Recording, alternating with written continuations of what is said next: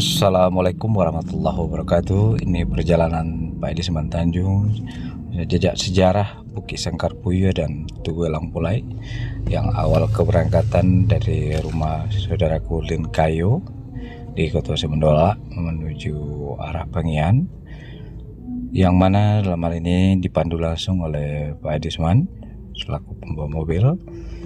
Ini kami berada di depan rumah Lin Kayo. Di rumah Lin Kayo ini terdapat juga tanaman bonsai, mungkin karena ini adalah rumahnya, dan sebelah kiri daripada rumah ini terdapat bonsai yang lagi diproduksi sama Lin Kayo. Ini ada perjalanan ke Pengian dan kita telah sampai di Desa Puangi. Ini perbatasan Puangi dengan Desa Pulau Ingu, yang mana di Desa Puangi ini terdapat hamparan sawah yang begitu luas, sawah yang lagi dibersihkan oleh masyarakat, yang mana pada tahun ini datanglah gilirannya untuk bercocok tanam kembali. Selanjutnya ini adalah simpang daripada yang lebih terkenal dengan simpang Kresek, yang mana di dalam sana terdapat sebuah desa yang bernama Desa Binjai. Kebetulan ada jalannya berlubang, masyarakat bergotong royong untuk menimbunnya, dan kita selanjutnya berjalan memasuki Desa Pelorongi. Ini adalah Pelorongi yang mana rumah-rumahnya masih ada rumah lama yang masih dilestarikan, rumah panggung, dan di sini masyarakat lagi bergotong royong membangun sebuah masjid yang lagi terbengkalai. Di sebelah masjid ini terdapat surau yang istilah sekarang Taman Pendidikan Al-Quran Anak-anak. Selanjutnya di sini kita akan menjumpai rumah jalur. Ini rumah jalur Sarimbo sekilas saja, dan kita masuk ke Bunguran, yang mana di Bunguran ini berseberangan dengan Jajairao. Kita menjumpai tikungan. Tidak jauh dari tikungan ini nanti kita akan jumpa dengan persimpangan Marabunta. Masyarakat sini simpang Marabunta. Kita terus aja ke arah hilirnya, dan kita akan menjumpai jembatan, yang mana jembatan ini perbatasan Pulau Rengas dengan Pulau Tonga Pengian. Kita lanjutkan perjalanan terus ke hilirnya, dan di situ kita akan menjumpai simpang 4. Simpang 4 ini adalah simpang arah ke Bukit Sangkarpuyo, yang mana di belakang kita tadi ada jalan jembatan untuk ke seberang sana. Ini jalannya ke arah Bukit Sangkarpuyo, dan di depan itu yang pakai cat merah putih itu perbatasan antara Pulau Tongah dengan Koto Tinggi, di mana Koto Tinggi ini adalah tempat Bukit Sangkarpuyo dan adanya situs sejarah yang perlu kita dalami mungkin lebih jauh untuk kedepannya. Ini adalah bentuk dari kejauhan Bukit Sangkarpuyo, dan mau di bawah ini terdapat kuburan, itu ada pondok. Untuk sananya mayat masih ada yang nunggu, dan di sini kita akan menjumpai batang beringin besar, dan ini juga terdapat pondoknya tadi.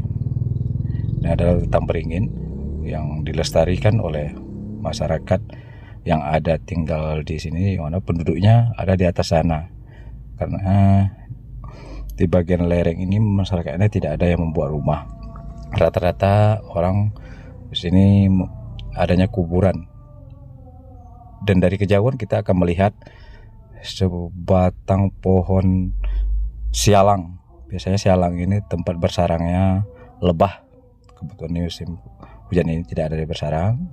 Ini adalah tempat sebelum mayat dikubur, biasanya ditaruh di situ dulu. Kemudian kita akan jumpa dengan tangga naik yang dulu digunakan oleh masyarakat menuju Masjid Jami Koto Tinggi Pengian. Inilah tangganya. Ada masyarakat menghitungnya juga kadang-kadang karena berbeda jumlah naik dan jumlah turun. Ini kan cerita mistisnya. Tidak jauh di pala itu kita akan menjumpai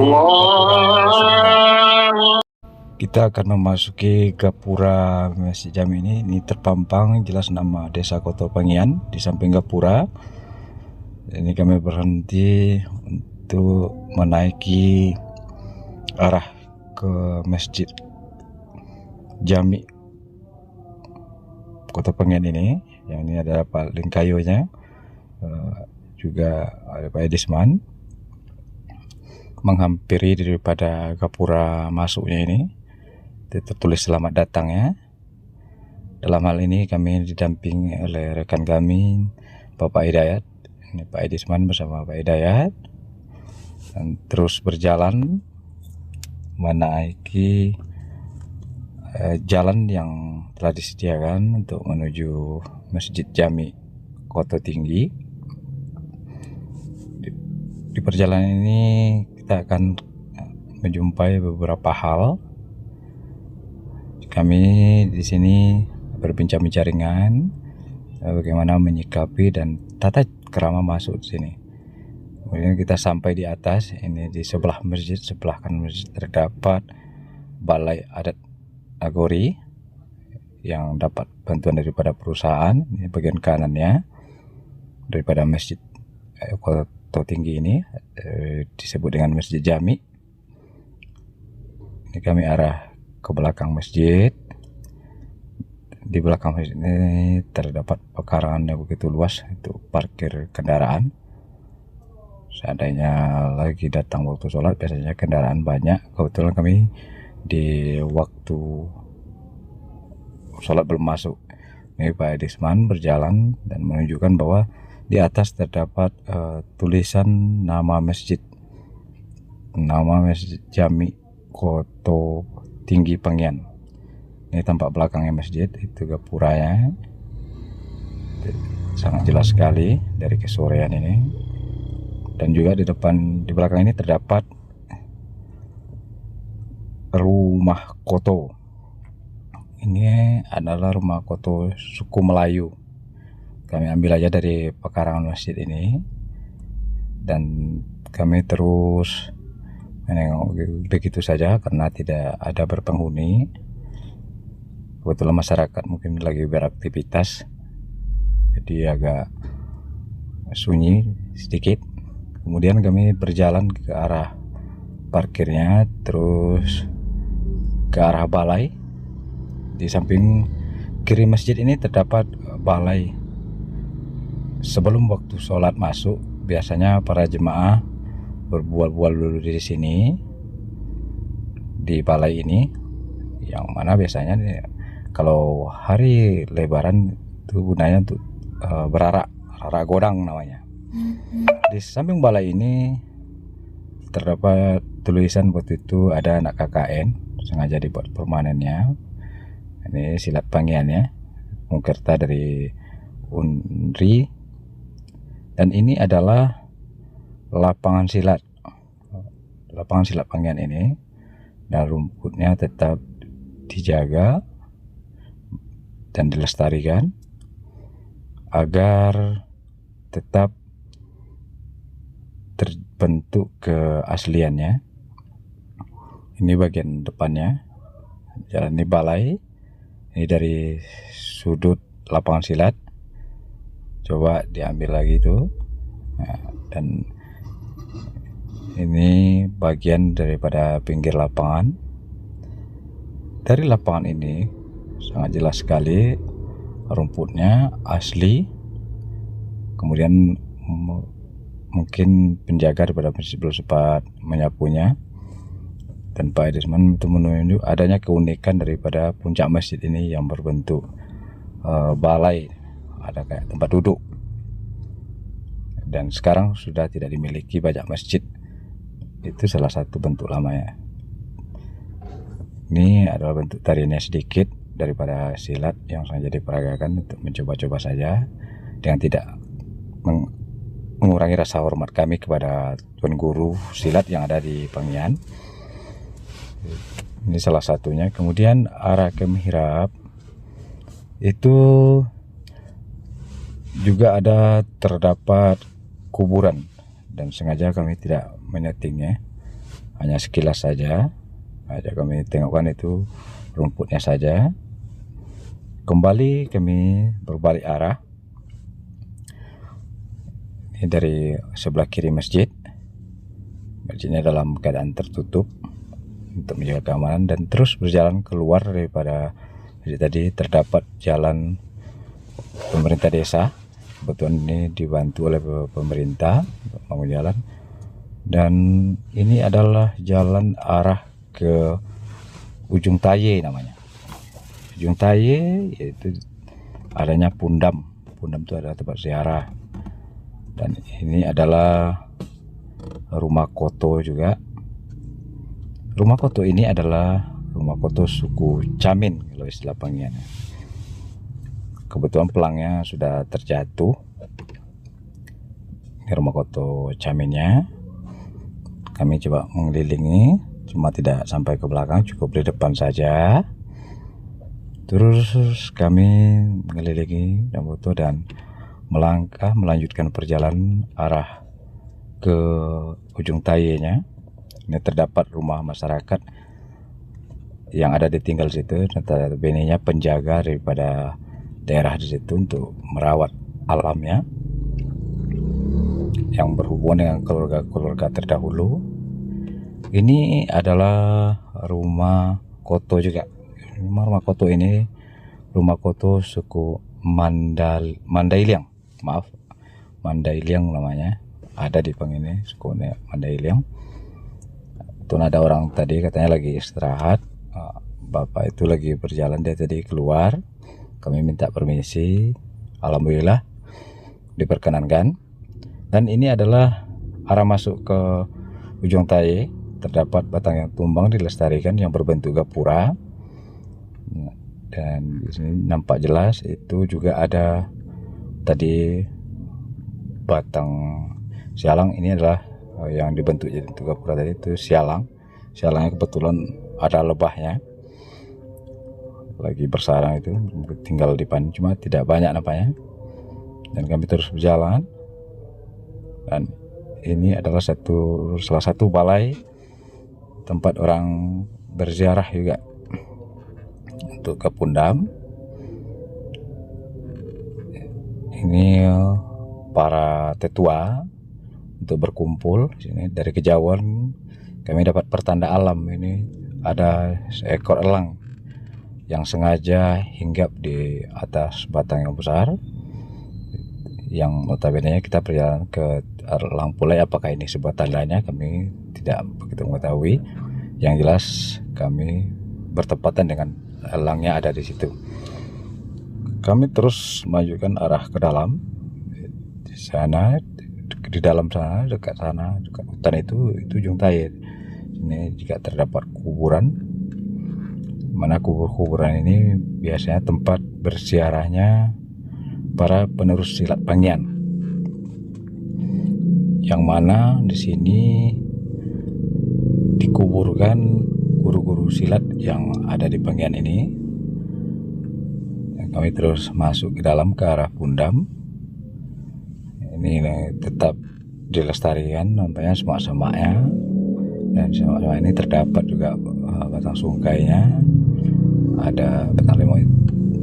Dan ini adalah salah satu balai tempat orang berziarah. Biasanya kalau berziarah orang duduk di atas balai, nanti cukup dengan satu bungkus nasi saja yang dicicipi satu suap satu orang dan berkeliling.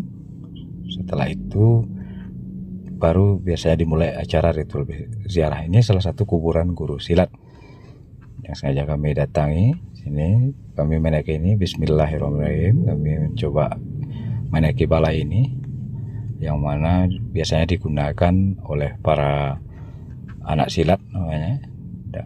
Kalau sekarang bilang penerus silat Pangyan. Itu dipandu oleh guru-guru yang masih hidup. Bagaimana caranya? Namun belakangan ini nampaknya kurang terus lagi. Biasanya diurus sudah mau ada acara saja. Acaranya itu di Lebaran Haji. Pasca Lebaran Haji biasanya para pesilat itu datang. Ini jalan masuk arahnya, dan kami arah pulang kembali. Pondok itu ada juga terdapat balai, yang mana kalau kuburan seorang guru itu belum selesai biasanya ditaruh di balai tersebut. Dan ini adalah salah satu kuburannya. yang dan selanjutnya kami sampai di Batang Sialang menuju arah pulang. Ini Batang Sialang sengaja kami zoom besar, padahal ini sangat tinggi sekali. Dan ini kami zoom fotonya, inilah bentuknya. Dan ini arah pulang kami tadi, yang turun ke bawah, dan kami turun angsur dan tim menaiki mobil untuk turun melewati gapura tadi. Kami akan meninggalkan lokasi Masjid Jami Koto Tinggi ini, yang juga terdapat kuburan ya ujung Taye yang sangat bersejarah. Lain kali mungkin dapat kita sampaikan secara detail. Ini kami menyampaikannya sekilas saja. Itu adalah gapuranya. Nah, gapura keluar, di atasnya tertulis selamat datang Desa Kota Pangeran, terbalik tulisannya. Ini Pak Edisman dan rombongan akan meninggalkan Desa Kota Pangian dan menuju Langpuladi. Kami melanjutkan perjalanan menuju Langpulai di kala sore, dan ini adalah jalan memasuki Pasar Baru Pangian. Di simpang 4 ini dan sebelah kanannya terdapat Pasar Baru Pangian. Kalau ingin mau datang itu di hari Jumat pasarnya. Dan kita berbelok ke kiri menuju arah hulu daripada pasar itu. Kita melewati jalan menurun. Di turunan jalan ini juga ada sebuah sejarah sebenarnya. Itu panti asuhan yang disumbangkan oleh seorang bapak yang sangat dermawan. Cuma maaf, ini masalah privat, nggak bisa disampaikan karena kami belum sempat berkomunikasi ya dengan orang yang punya panti asuhan tersebut. Ini sekilas saja kami foto, dan kita sampai ke Mandua yang dulu Man Pangian, sekarang Mandua Kuansing. Kami hanya memotonya dari jauh saja, video dari jauh. Ini adalah Mandua yang juga terdapat asrama daripada siswa Man ini. Ini dari pinggiran kami melihat saja. Karena pihak sekolah tidak ada, sengaja kami dari pinggir jalan saja, dan kita akan menjumpai asramanya. Ini di belakang daripada asrama siswa daripada Man tersebut. Terus kita akan berjalan ke hulunya. Dari hulu ini juga bertetangga dengan panti asuhan. Panti asuhan ini sudah cukup lama, dan alhamdulillah banyak sumbangan daripada masyarakat yang bisa secara berkesinambungan. Dan dari sinilah tidak jauh lagi kita akan berjumpa dengan Tugu Olang Pulai. Ini bentuk jalannya. Kebetulan jalan agak sepi, ada mobil yang lewat juga. Ini lintas nasional yang digunakan. Jalannya jalan nasional. Dari sini tidak jauh lagi kita akan memasuki